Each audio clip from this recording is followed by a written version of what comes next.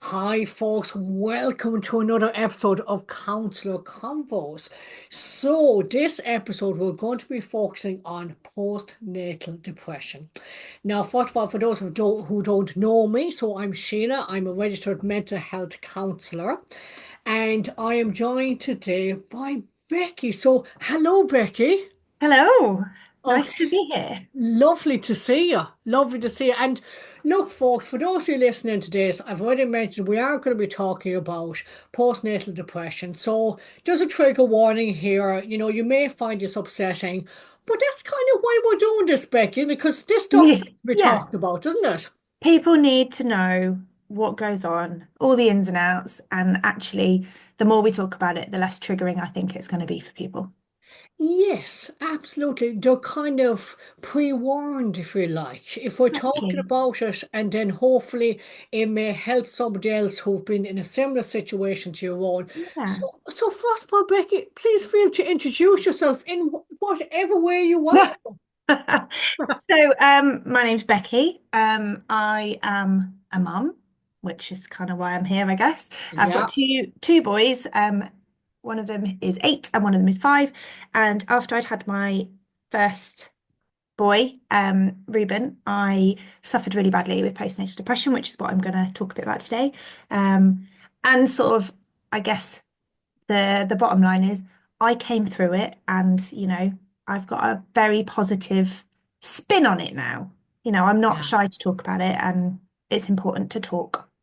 It absolutely is. So fair play to you, Becky. Fair play to you being here, been through it. And you mentioned this to do with Ruben. So sorry if you said Hmm. this already. Is Ruben the 8 or the 5-year-old? He's the 8-year-old. He's the 8-year-old. So we're going back 8 years ago then. Yeah, pretty Wow. much exactly 8 years. So his birthday is the 21st of December. So this time 8 years ago, I was very much in the thick of the beginnings of my journey with my mental health, really. Wow. As far as the postnatal depression went, anyway, I'd had. Yeah. Becky, did you know anything about postnatal depression before you experienced it?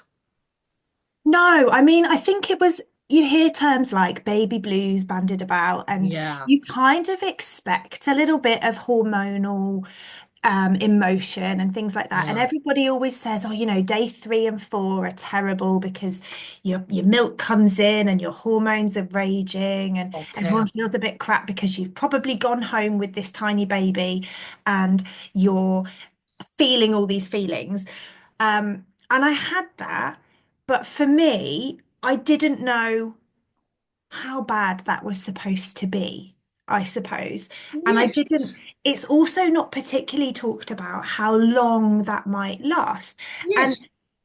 postnatal depression, again, is a term I'd heard bandied about maybe occasionally, Okay. but not something that was covered in any of my antenatal education that I did.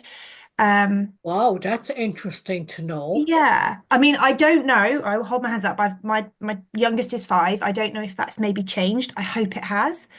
Well, But it the certainly listeners wasn't. can let us know. Feel free to comment and Yeah, let please us do. know I your hope it's talked experiences. about more now. Okay.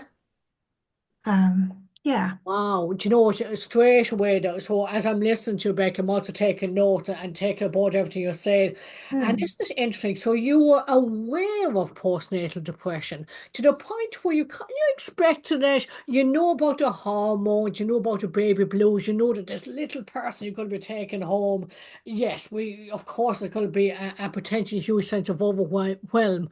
But what you didn't know was how bad am I going to get this? And Yeah. actually, how long am I going to have it? And what's the difference between, as you say, the band off the baby blues as opposed to I'm going into postnatal depression here? Exactly.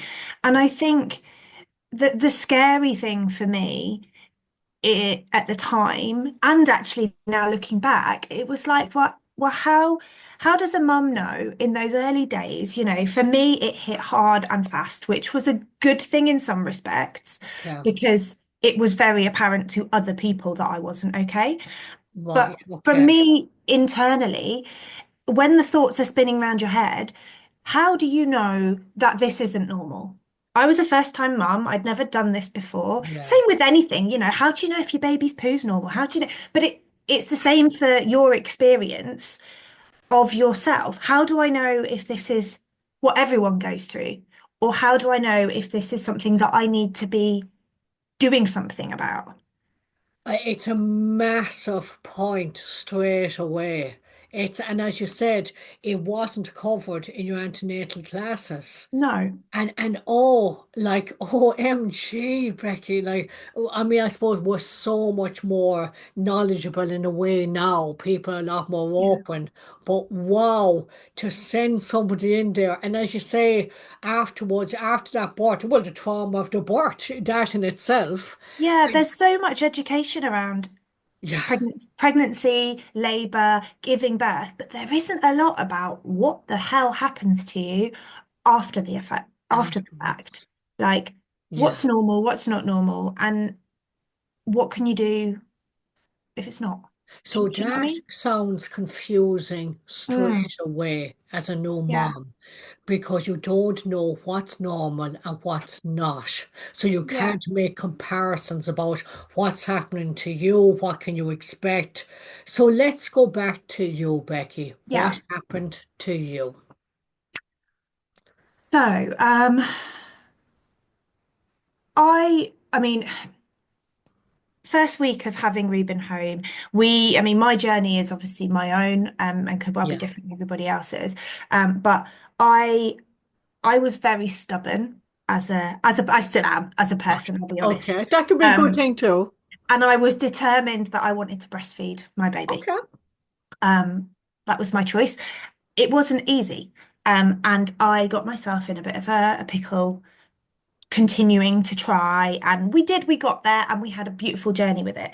However, I think that Yeah. was the start of my getting caught up in my head. And before I knew it, all these thoughts were coming into my head to do with not being good enough, um, Wow. not being a good enough mum. I didn't really bond with Ruben. Okay. I had moments, and I hope he never hears this actually, because it's horrible as a mum You now. know something, Becky, even though you're saying that, let's take the judgment away from this Yeah. because, you said that you didn't bond with him initially. That you No, don't love him. That means that there's something going on, like a depression, something absolutely. that's getting in the way. It's not that you're Yeah. going to love him. So let's just get rid of that Okay. judgment, okay? If he hears this, Ruben, later on in life, this is why. Nothing to do with you, mate. Yeah, absolutely. But there wasn't that bonding wasn't there. I sort Sorry, of, Becky, I've lost my picture. That's weird. oh, I can still see you. Great, okay. So I know that I'm not sure what happened there. We'll just go with it. Okay. So I'll go back to so Ruben, if you're watching this, it's not you, mate, okay? We're talking about the illness, postnatal depression that Yeah. gets in the way. Okay. It was very much for me. I had all these thoughts going on around my worth as a mum, but also the fact that actually this baby and newborn babies don't give you a lot. Like you give to them, but when Yeah. they're really tiny, there's no feedback from them. There's no positive feedback. There's no smile. Yeah. And I really resented that. Okay. And It's you really know, honest, yeah. and then it got within the sort of the first 2, 3 weeks, it kind of got worse for me, and I was self-harming because I was trying to stop the noise in my head, Yes. trying to Oh, stop that noise, yeah. and So you were self-harming to stop the yeah, noise. Now, before I continue on with that, yeah. let's go back. Resenting, not getting the feedback. Tell me more about that resentment because I'm sure there'll be mums listening to this that'll so relate to this, Becky. Yeah, So, so do you recall what the resentment was about? so I don't know at the time if I really understood it. Looking back now, with what I know about myself now, actually, I think a lot of it was kind of grief for the life that I used to have. Wow. So Okay. before you become a mum, your life is your own. Even when you're pregnant, right? You're growing this baby, but actually, you can still go out, you can still go to work. You know, Yeah, I had a teaching job. I used to go to work every day and I loved it. And I had friends that I would see whenever I wanted. I could sleep when I wanted. I could yeah, eat whatever I wanted. Like there was no real demand on my time. Obviously, I yeah, had a job and that, you know, you have to turn up to your job. But really, there's nothing there's nothing like having a child a baby that basically demands of you. And yeah, I think part of it was this resentment of, well, hang on, you've come into my life and now I can't do what I wanted to do. And I yeah. really felt like I wasn't myself anymore. Absolutely, Becky. It sounds like that it was resentment over the freedom that had been Yeah, taken away. yeah, definitely. You're not you're not your own person anymore Yeah, in some ways. Like yeah, you suddenly have this responsibility for this small thing that can't do anything for itself yeah. other than poo. Um, and you've got to provide for it. And Yeah. usually, and for a lot of mums, it would be the same in that you're kind of in it on your own. Like you Yeah, may have I a was partner. just thinking that, Becky. I was just wondering, was there a dad on the scene? Hmm. Was it a case of that he wasn't a hands-on dad, or he was, or what was the setup there? Yeah. So credit where credit's due. I'm still very much in love with my husband, still married to him. He Good. is a brilliant dad. Yeah, In the early days, I mean, he was brand new to this too. Let's not yeah, forget, like he was a new yeah. dad. He He, was also working 6 days a week, oh and wow, okay. paternity leave for him was really crap. Oh, Um, okay. so he went straight back into work, working 6 days a week. Um, and I was breastfeeding, so I was doing all the night feeds, all the night wakings, all the feeding, and he did what he could. But I know from what he's told me that he really felt, I don't know what I can do. I don't know what I can do Okay. to help because short of, you know, yeah, he changed nappies, great. Yeah. And he fed me. You know, he would bring me. I remember Yes. he used to make me up, bless him, a little box because Okay. I'd end up sat on the sofa for hours on end in the day just feeding. And he would put me together like a little snack box with a massive bottle of water and a thermos of tea, just to in the hope that I would have eaten and drank something by the time he got home.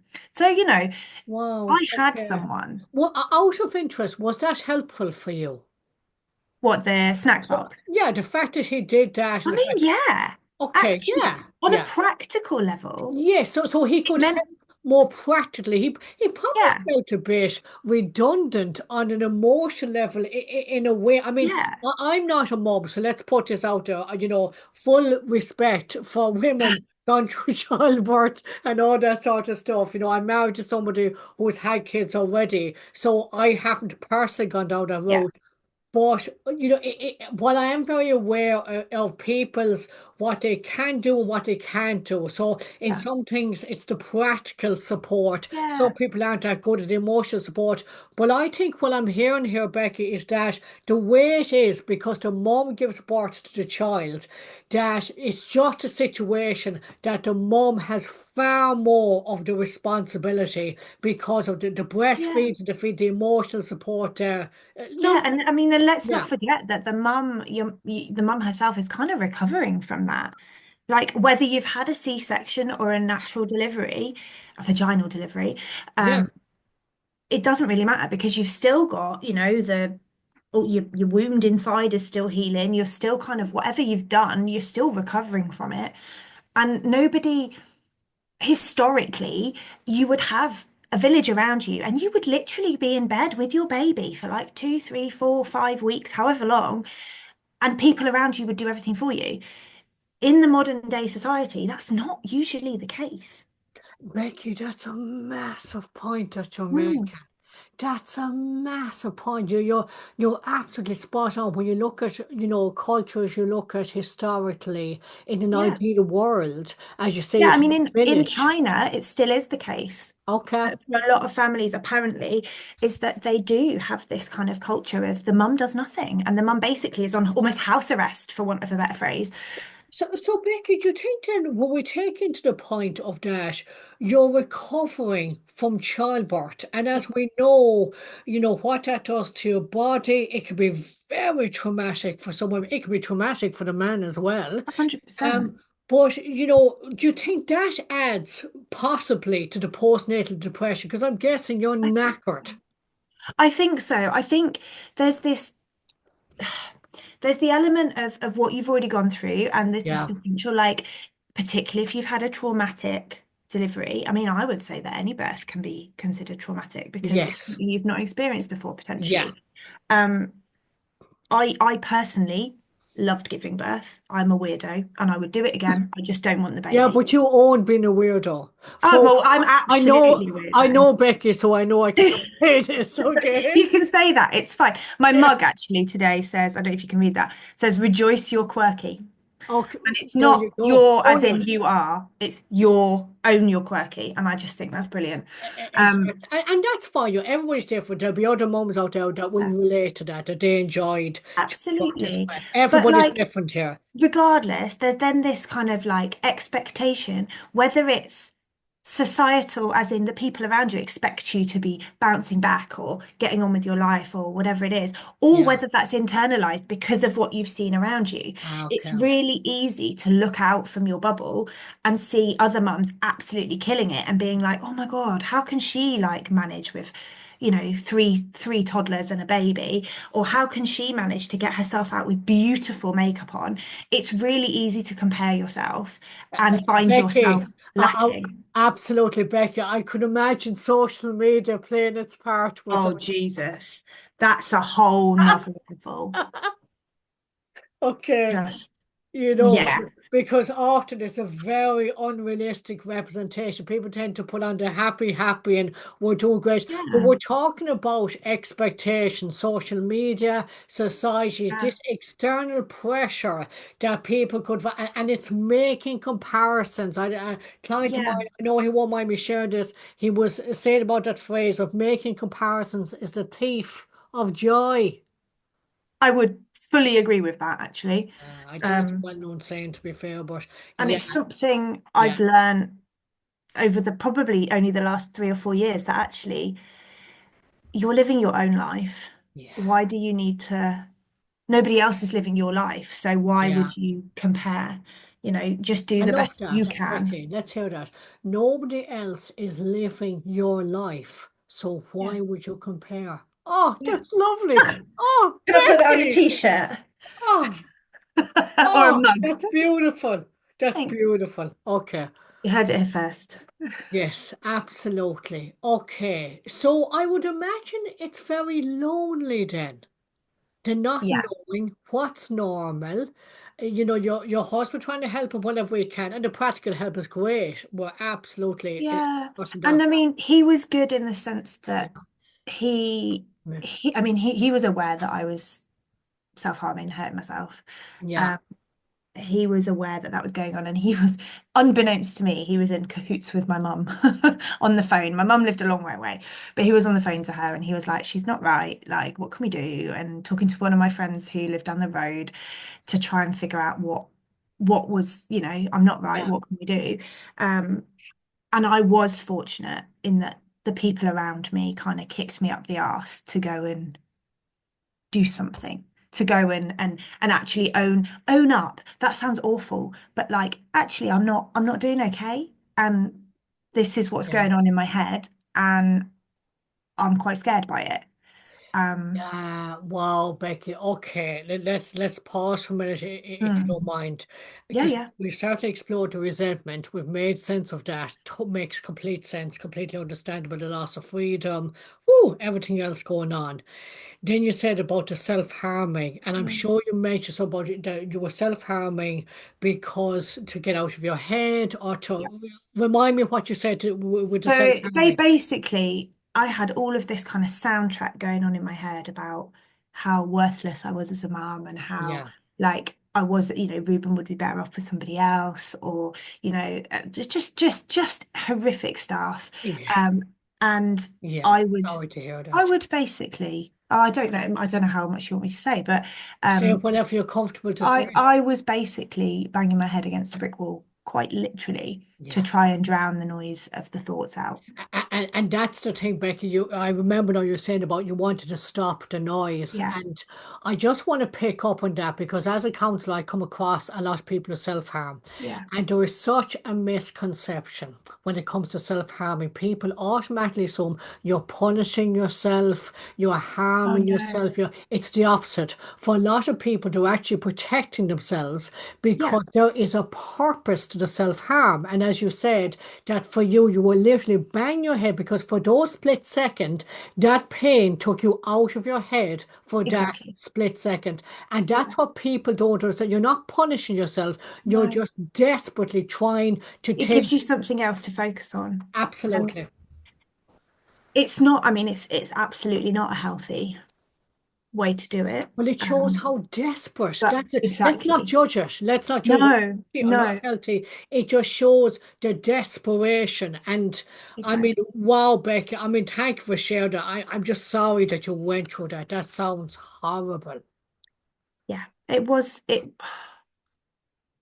really was one Yeah, of probably the worst period of my life, really. Um, yeah. yeah. Understandably so.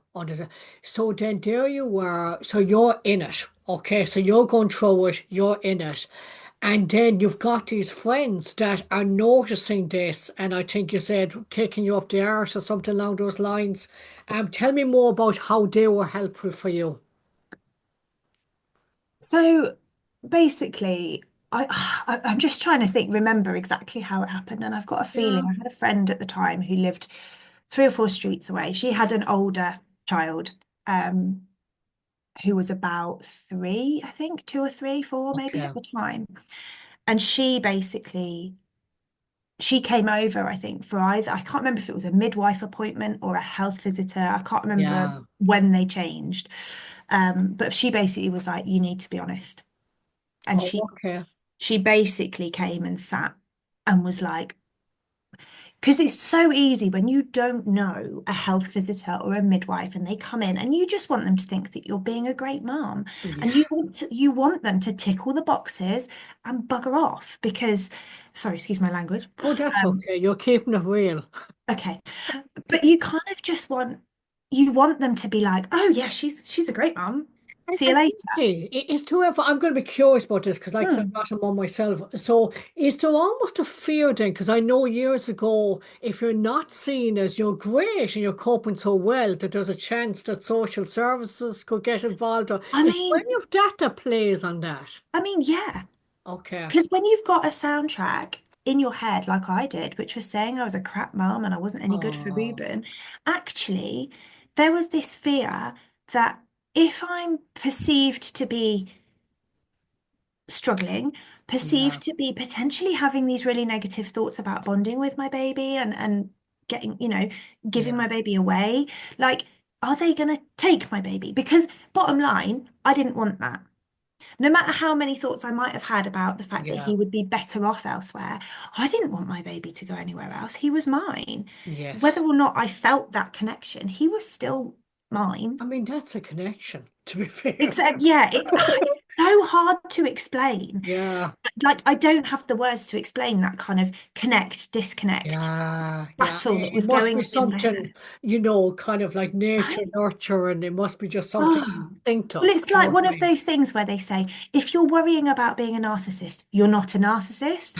And I'm like, but I feel like the same can be said about a parent. Like, if you're Yeah. worrying about your bond with your child, you're probably okay, actually. Yes, Do you yeah, know? But basically, this midwife, health visitor, whoever it was at the time, I can't yeah. remember how far many weeks they changed. She was lovely, but I didn't know her, and I wanted her to perceive me as someone who had everything together, um, and tick the box. But actually, Mike, my mum, and my friend at the time had all basically kind of ganged up together to be like, we need to make sure that she's getting the support she needs. Okay. Um, I mean, my parents have both had their own. journeys with their mental health. So I think they kind of knew there's this predisposition or whatever you want to call it. Yeah. And it in our family, it is talked about, mental health is talked about. Okay. Um, and I think I'm really fortunate for that because had I not had Yeah. people that were kind of on my side and encouraging me to be honest with these people and just tell them because then you can get some help. If I'd not had that, I don't know what the outcome would have been for me, really. Yeah, wow, Becky. Wow. I'm hearing that. I'm hearing that support. And I am, mindful other people listen to this. If they don't have that support. Exact, and that's what's it, you've got to have that courage Yeah, to know that if you own up to struggling, to yeah, having thoughts that are negative, either about yourself or your yeah, relationship with your child, or even about whether you want to still be here, it's having that courage and that bravery to go, okay, I'm gonna put my hand up here and say that I'm experiencing that yeah, yeah, and know that ultimately the the best thing for your child is always to stay with you as the mum. yes, yeah, You know, yeah, you see a lot of people they're on inpatient units with their babies. yeah, I didn't thankfully didn't get there, but it could have happened, but they do everything they can to keep mums and babies together because it's so important for that relationship, for that bond to develop. And actually, yes. social services don't want to take your baby away. No, no, no, they don't. They That's, don't. It's the yeah, last thing they want to do. I've got friends who are social workers who will tell you that, like, yeah, ultimately, they don't want to break families apart. Um, and if you've had the courage to stand up and say, I'm struggling, I need help, and you get yeah, help, yes. that's a good thing in the eyes of. Do you know what, Beck? I'm hearing so many different messages here that, Mm. first of all, that every mom goes through struggles. How could you not? Yeah. It's such a Yeah. massive life change. Mm. And then what I'm hearing is that, that you don't have to hide behind this fear of having to be seen. Oh, I'm fine and everything's okay and I'm coping well. That it's okay. It's actually better for you to say that you're not coping Yeah. and to get the help that you Yeah. need. That everybody actually wants that. So I know historically people will have gone through different experiences where they would have had maybe a pressure that they had to be seen that they're doing all right. And to be fair, we don't know everybody's circumstances, that somebody No, of might be in a course not. different situation where because of Absolutely. family they're not as understanding, they've got to be seen. So just have, I think, if you listen to this, have a think about your environment now and think about what's stopping you. If you're not coping and the only thing to stop you is fear that you might be judged, if you're in a similar society, Ireland, the UK, Europe, the likelihood is that actually it's the opposite, that people want to support you, these professionals. Do you know what I mean? So Yeah, have a think about what's absolutely. stopping you and it's like fear, false evidence appearing real. Fear, will my baby be taken away? If the likelihood is that actually factually it won't, then just say I need help and just be honest. Yeah, Okay. exactly. And that's, yeah, I will forever be grateful to the people that supported me Yeah. because, yeah. Yeah, it sounds like going back to I think I'm hearing, Becky, that you feel like if they weren't around, that you're not too sure what the outcome would have been here. Absolutely not. How bad did it get, Becky? There were times when I would be driving my car and would think about driving into the opposite lane Yeah, because it was like I can't. If you imagine having somebody talking to you all day, every day about how worthless you are and yeah, how crap you are, yeah, there comes a point where you just don't want that anymore. yeah, Um, and I was having, even when I'd started having some cognitive behavioral therapy, CBT, it, I didn't really have the capacity to kind of implement a lot of that at the time, Yeah, yeah, yeah. because of the sleep deprivation, because of the Well, there's that. Sleep deprivation. Hello. form of torture. That's a massive factor in Yeah. mental ill health. And you said a form of torture. Is that what you said? Yeah. Well, yeah.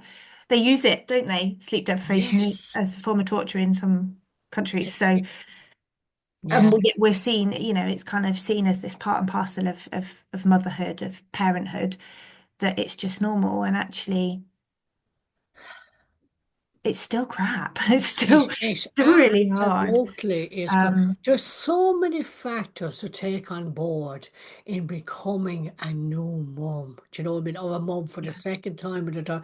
There is so many factors you could see why people get postnatal depression. And for dads as well. This is real for dads too. The sleep deprivation. Sometimes dads feel a bit Absolutely. hopeless. Sometimes, it's all about the baby. I The mean, dad doesn't get a sometimes, look in. well, also sometimes like if your wife has had, a difficult delivery, you may have seen the person or your partner, you may have seen the person you love go through something really life-threatening, Yes. potentially.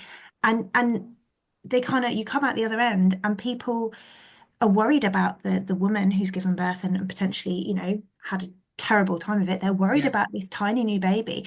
But people do forget about the dad or Do you the know partner what? who hasn't That given birth. does that does happen. It's such a valid point here, Becky. The dads get affected too, and a lot Yeah, of time the dads are actually traumatized after. Sometimes they're exactly. very naive. Sometimes they've never seen their wife or woman in that scenario. Yeah, And then to see a woman having a baby, if they're not prepared for that, do you know what I mean? Like that's a whole other absolutely. I ball. mean, That's trauma for both. And that's the thing, it's not a competition. oh no, Oh, it's absolutely not. But I yeah, think it's important that we remember that both parents in any relationship, yeah, both parents have the capacity to have struggles with their mental health after becoming a parent. yeah, yeah.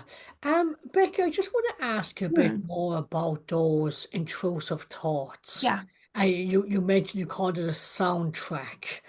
yeah, This feeling not good enough, not a good enough mom, stuff like that. You mentioned about your mom and dad, they had their own struggles with their mental health. yeah. So before you were pregnant, before all of that, did you have any of that soundtrack? Did you have, I don't know, did you struggle with feelings beforehand at any time in your life about not feeling good enough, Yeah. feeling, do you know what I mean? Worthless. Yeah, I mean, I grew up, I'm a 90s noughties No, she child, that explains it all, Becky. It's all making sense. doesn't it? And I Yeah. think there's an awful lot of self-worth, self-image, self-esteem issues tied up in particularly girls that grew up in the era that I did around Okay, tell how, me, yeah, about, tell me more. Yeah. well, like just you open a magazine and it's like, you need to be a size 6 and and they're fat shaming Yes. women who are probably a size 8 or a size 10 because they've got a little bit of cellulite. And it was like the ring of shame that used to be. I don't know if you remember it, but it was just horrible. But that was what I'd grown up with, and that was what Yeah. was like normal. And it was all Wow. over the TV, it was in the press, it was everywhere. And Okay. I think as anybody subject to that kind of Scrutiny. external You've constantly scrutiny have to almost. self-analyze the pressure made feel like you have Yeah. to be I a mean, certain way. yeah, I don't think I would never have kind of labeled myself as depressed, but I certainly had this sort of negative self-image for quite a lot of my kind of, And do you put it down to that, Becky? When you look back in your timeline and you look, because you're not born thinking you're shite. Do you know what I no, mean? Like, so there's obviously stuff that's happening that yeah, there's an images, there's a projected, there's an external thing going on. So if you were to kind of reflect back in your life, do you think the negativity did come from this outside pressure to look and be a certain way? These magazines, these, yeah, for yeah, a vast majority of it, I yeah, think, I mean, obviously there's the things that are personal to my life that will have had an impact as well, yeah, but actually this external soundtrack, which was very loud, like yeah, the external pressure which was everywhere, and all of the kind of, there wasn't, I don't remember there being as big of a market for kind of mid-sized plus size women Yeah. back in those days either. That the shops just weren't as No. catering for Yeah. them. Um, so I think that's got a lot to answer for, like media pressure Yeah. on women Yeah. particularly. Uh, I'm thankful that it's not quite as bad now, but yeah, it's still it's it's funny. different now because it's all on social media instead of it being in Yeah, printed. I think so many people will relate to this, Becky, whether they're mums or not, when they think about the soundtrack. It's about the soundtrack that's really resonates in my mind. I think it's a brilliant way of describing it.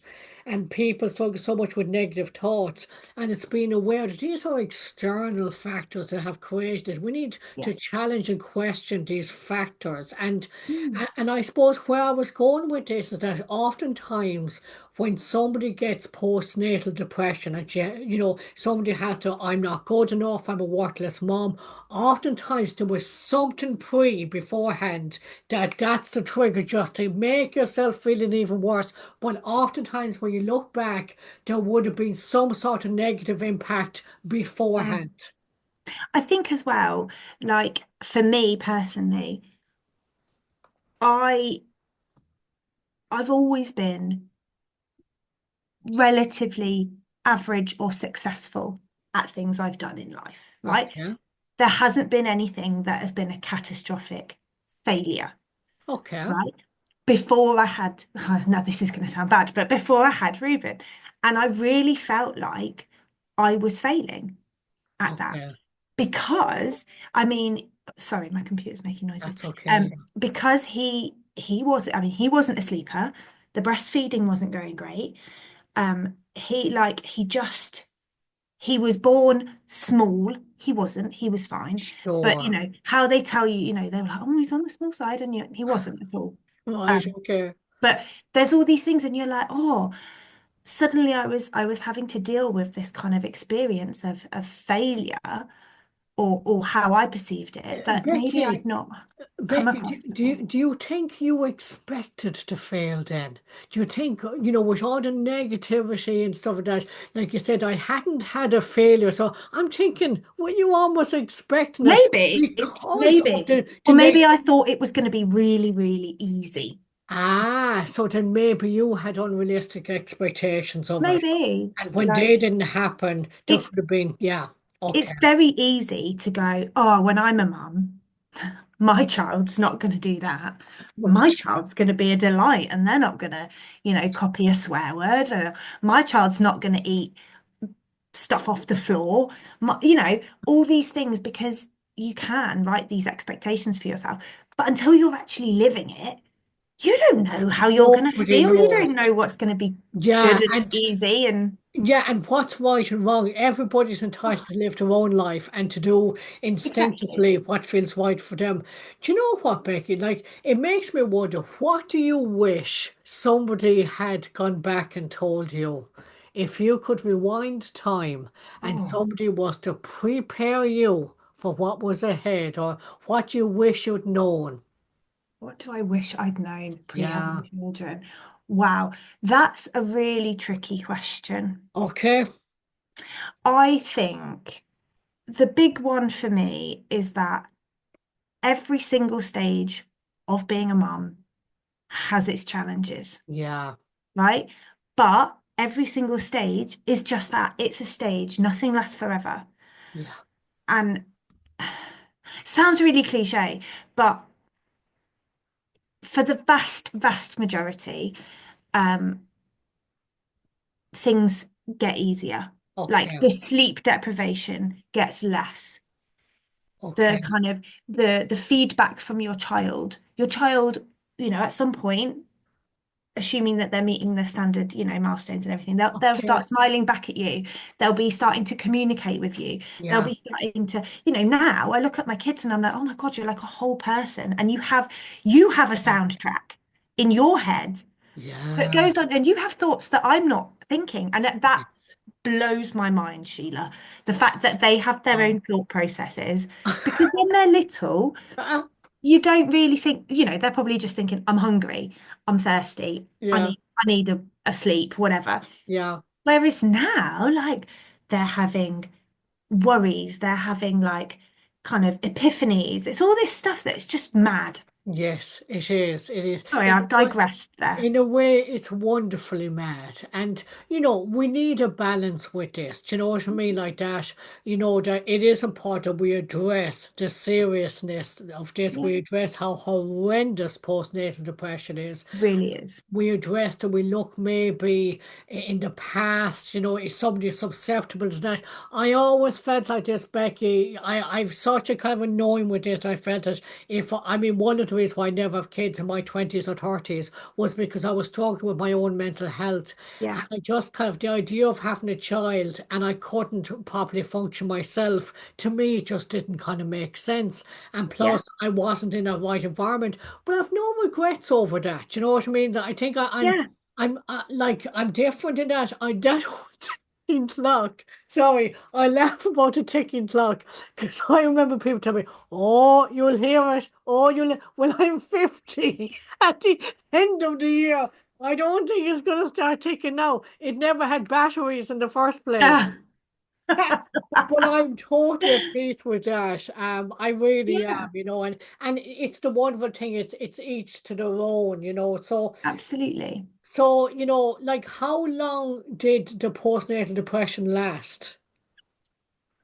Um, so I was diagnosed early, I Okay, think, as far as postnatal depression is concerned. I mean, I was in the kind of emergency, I don't know what they call it, like being seen by the mental health service yeah, emergency appointment okay, by about week 3 of Reuben being born. yeah, Um, and then I was referred for their CBT and their kind of talking therapy.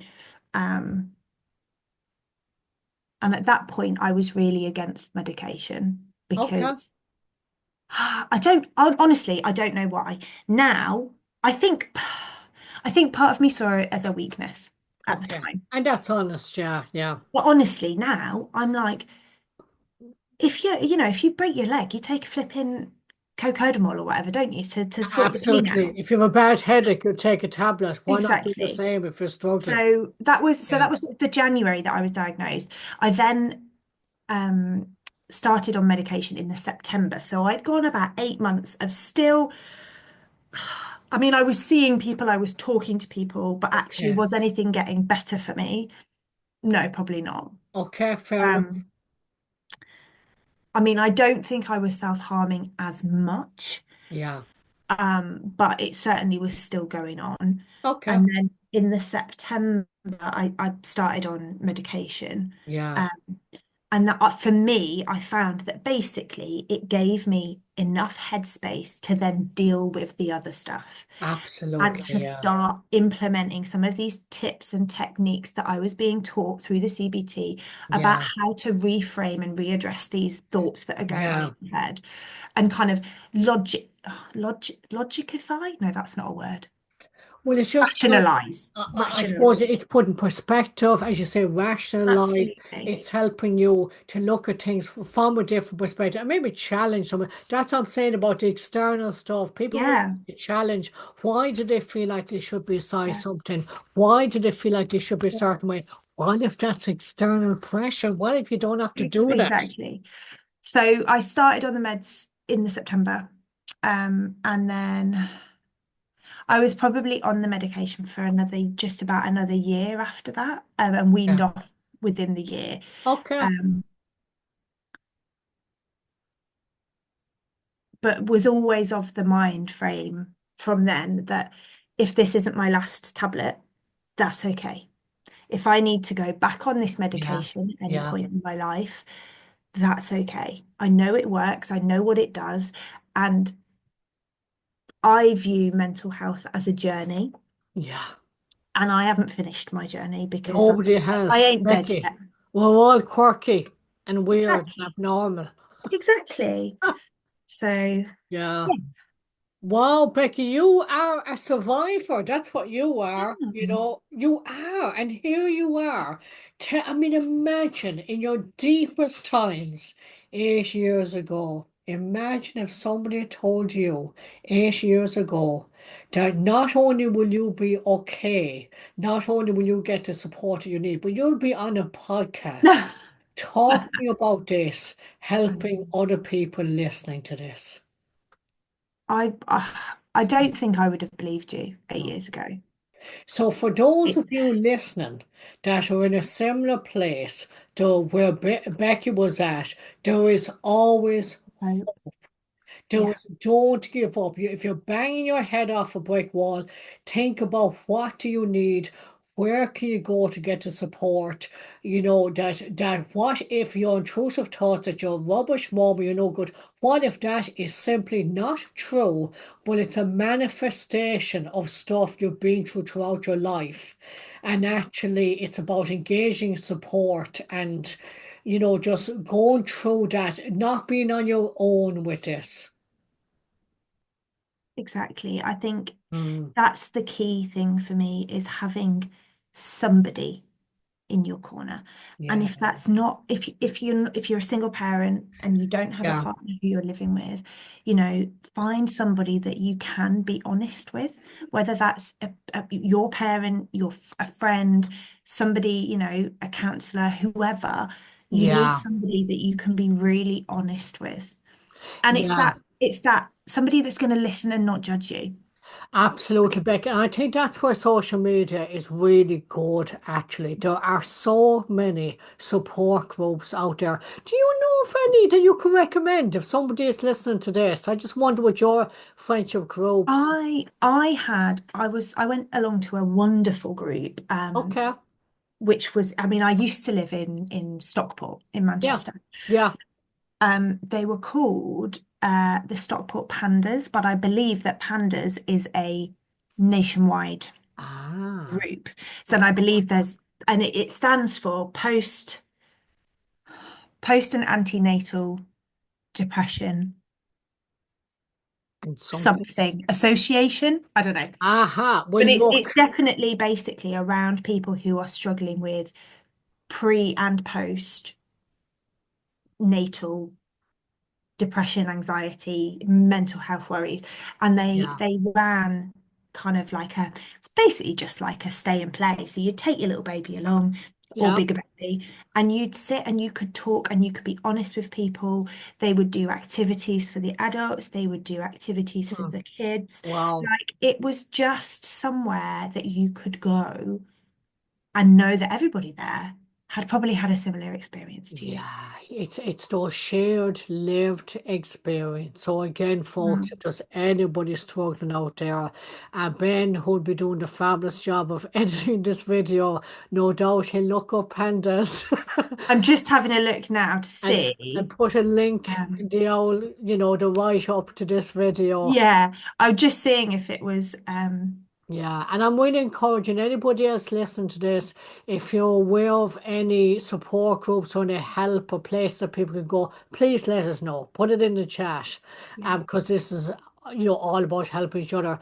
Becky, before we finish up, is there anything else? I mean, I think you've covered everything. I love the fact about being on a journey because that's managing expectations. We're all on a journey here. None of us are ever mentally well 24/7. That's just, it's part of being a human being. I don't know, is there anything else that you'd like to share? I mean, I can't think of anything else, but I'm asking you. Ah, I don't know. I think for me, the way my journey's gone, Mm. I I have found my own ways of quietening that soundtrack because let's Okay. be honest, we all probably still have the occasional thought of of comparison or of worthlessness. Like it's human, right? It, Just it, to it is. So how do you quieten your sound?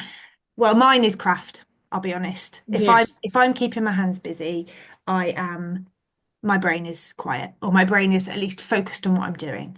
Yes. Um And for those listeners out there that don't know already, That's what Becky does. Do. She does crafting. Go on, tell us what you do and where you're at and where Oh. people can find you. Um, so I run a business called Yarny Bees, which is effectively a teaching people to crochet, to knit. I have other people that run workshops through me for all other crafts. I also Lovely. run online bits and bobs, but it's all about giving people a space to be mindful and to switch their soundtrack off if they need to. Switch this. Where can people find you, Becky? I've got a website which is www.yarnybees.co.uk and all the details are on there, or I'm on the old social medias. The old social medias. Come on, what's your name on the social Yarny media? Bees, funnily enough. Yarny Bees. Love it. Love it. So, you never know. And people might want to get in contact with you, Becky, and say Absolutely. how much that, what you're telling your story has helped them and how they've resonated. And Becky, well done you. What a journey you've been on. And, it continues on and it's It up and does. down and sideways and backwards. But look, Absolutely. for now, Just be honest. That's my kind of, be you've got to be honest. honest with people. There's no point hiding. You just be yourself and Absolutely. And stuff making comparisons. You're you, and there's nobody else like you. no one else is living your life. Oh no, Exactly. no, no, not. No, no, no. Becky, thank you so much. Okay, and I look forward to You. seeing you again soon. Thank you so much for your time. You are very, very welcome. Thank you for having me.